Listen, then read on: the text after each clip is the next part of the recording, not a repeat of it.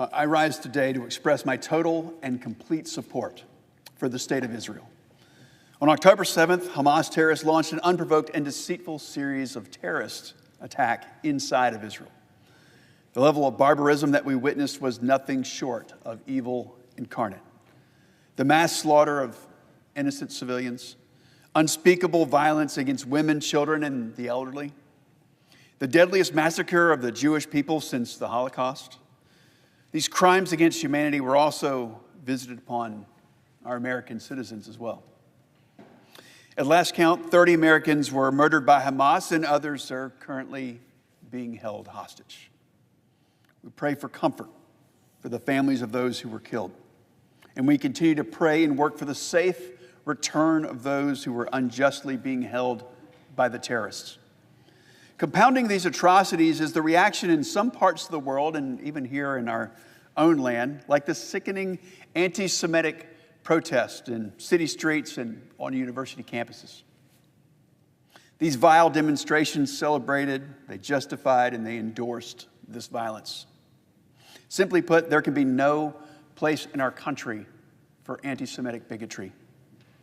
But we have also seen some politicians, some who work in this very Capitol, express a cynical moral ambiguity, blithely declaring that both sides are at fault, explaining away the motives of the terrorists while preaching restraint from the nation that was attacked. So, to those that need a reminder, there's a stark difference between the two sides here. Israel is the Middle East's only democracy. They've been a force for stability in a region historically beset by chaos. And they've been one of America's strongest friends in good times and in bad. When faced with attacks, they go out of their way to avoid civilian casualties, sometimes at the cost of their own Israeli lives. Israel is an unmistakable force for good. And then you have the terrorists of Hamas. Their founding charter calls for the destruction of the state of Israel. Their largest benefactor, Iran, lends its material and financial support to this cause of their destruction each and every day. And they intentionally target civilians, they fire rockets into crowded markets, and they preach the sort of hate that triggered the Holocaust. So make no mistake, the only word to describe all this is evil.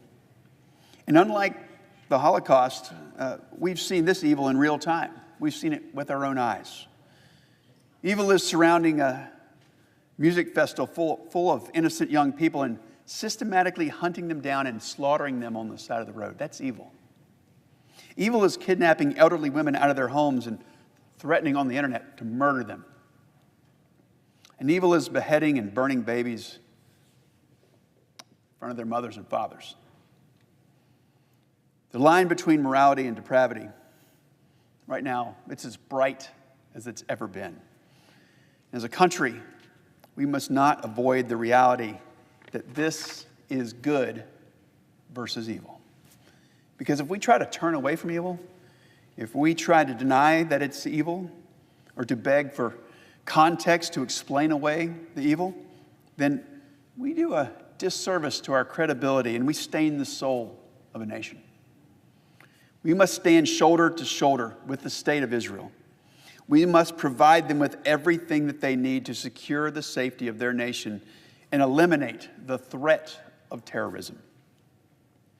So I call on the Biden administration to project unequivocal strength to the forces of evil in our world. In this struggle between good and evil, America must lead the forces of good, and we must not fail. I yield back.